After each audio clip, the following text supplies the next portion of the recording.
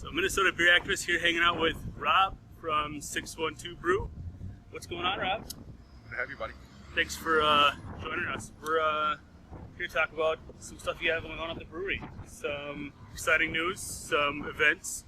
So you guys are having an Oktoberfest. We are. It's our second annual Oktoberfest celebration. And that's here at the brewery over in Northeast Minneapolis, and that starts when? Yep, so it's here at the brewery. It is Saturday, September 27th, starting at noon, going till 7 o'clock. The brewery's on Central and Broadway in Northeast Minneapolis. We're going to have a lot of fun things happening during the Oktoberfest celebration. We're going to have 6 live bands out here in the amphitheater, food trucks from Red River Kitchen and Nate Dogs. We're going to have Hammerschlagen games. We're going to give away prizes out to the best dressed people too, so it should be a lot of fun. How best dressed is that? Like highest heels, or like it's going to be like, you know, who's got the sweetest lederhosen? It is lederhosen. Yep, nice. It's lederhosen drindles. It's traditional Bavarian kind of fare. Sweet. Yeah. Awesome. And then the music, is that going to be German traditional, you know, tubas and stuff? Or are you gonna some hip hop? What are you guys gonna have for music? This is our first show that we're doing that doesn't include hip hop. Actually, it's not traditional German. It's not polka music. It's not stuff like that. It's you know, the typical music we do here at 612, just without the hip hop this year. Right on. And now you guys are able to do Oktoberfest because you guys are lagering now. We do. With your expanded capacity, you guys put in some extra tanks. Yep. We actually now do 4 lagers through the year. Gateway Park, which is our year-round lager. It's the pre-prohibition lager. We also do a Maibach in the spring. We do Marianne, which is a lager. We do that in the summertime. And then for the fall, we do Oktoberfest. Awesome. Yeah. You guys also you're expanding even more. You gave us a little preview earlier of an adjacent space you guys are kind of taking over. Correct. And how is that working out? It's great. We took over another 1,000 square feet here in the building. Like you said, it's an adjacent space right next to the brewery.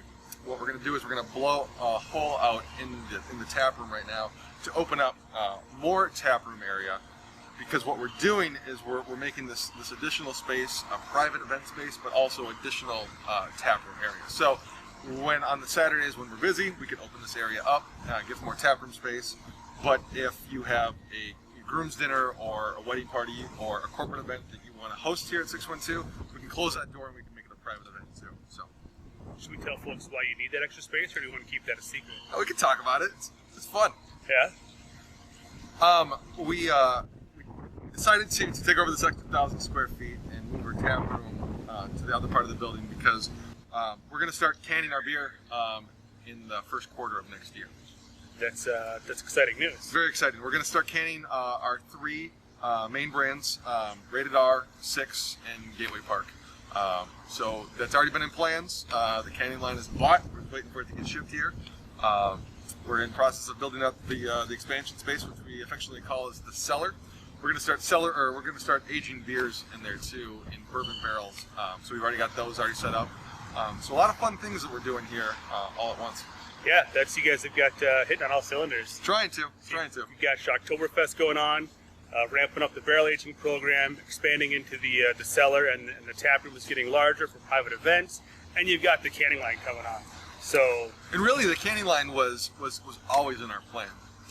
We always knew that we wanted to have a canned packaged product in liquor stores, but we have a small footprint here at the brewery. We've only got 5,000 square feet here, and a large portion is devoted to the tap room. But we have to cut the ties with the tap room at some point in time and really focus on the production. And really, that's what we want to do. Is we want to focus on production, putting our beers out in liquor stores, really working with those partners, and making sure we have a product that we can have in people's hands in their homes and on their boats and stuff like that. I think that's a smart move, at least from my perspective as a guy who doesn't run a brewery. I think it's difficult, especially as the market grows. There's a lot of tap rooms, right? The attraction to going to a tap room is going to fade at some point in time. The more easily you can make your product available to people, I think the better off brewers are going to be. Do you think that magic that happens at the tap room is going to fade over time with other brewers as well? Well, I hope not. I love our tap room. I love the people that come down to the tap room. There's a great experience here at the tap room. You get to try up all of our beers. We've got 7 beers on tap right now. We'll have an 8th on coming next week. So 8 beers on tap. I mean, how cool is that? It's like a tap takeover every day here at the tap room. And that's a lot of fun. We do a lot of other cool stuff too. Like throw concerts out here, have parties. There's a lot of neat things too. We've got local art on our walls. Dave Witt is on our walls right now. Adam Turman's got the huge mural in there. Right. Really cool things that we want you to come out and experience here in the tap room. But we understand that you can't come to the tap room every day. Right. But we understand that people are going to be drinking beer every day, and we hope that when you go to your liquor store, you pick up a 6-pack of 612 and take it home. And I think that's why it makes sense. I'm a St. Paul guy, and I love Northeast Minneapolis, and I love the breweries here, but I'm not here every week. Mm-hmm. I've got stuff going on, and as much as I'd love to drop in for a pint or two, it's not going to happen. I'm not going to make that drive. Right. So I think it's great, if a guy does want to, swing 3 blocks over to the liquor store and grab a 6-pack. And really, if you think about it that way, the focus thing I was saying, when we wrote our business plan, initially there was no tap rooms even included when we were doing it. So our plan was always to be in bars and restaurants and liquor stores. And unfortunately, the liquor stores had to take a back seat as we built the tap room. We invested our time and effort in the tap room. So 12 ounces or tall boys? 12 ounces.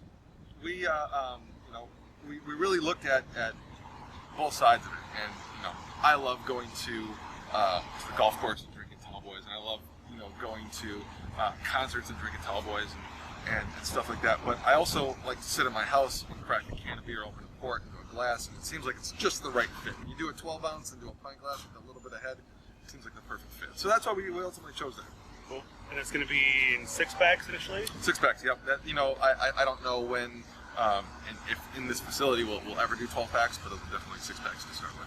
Awesome. Well, congrats on all the awesome news. And for more information, you guys can check out the website, 612brew.com, and Twitter and Facebook and all that jazz for info on the Oktoberfest and all the September 27th, noon 7. September 27th, Oktoberfest.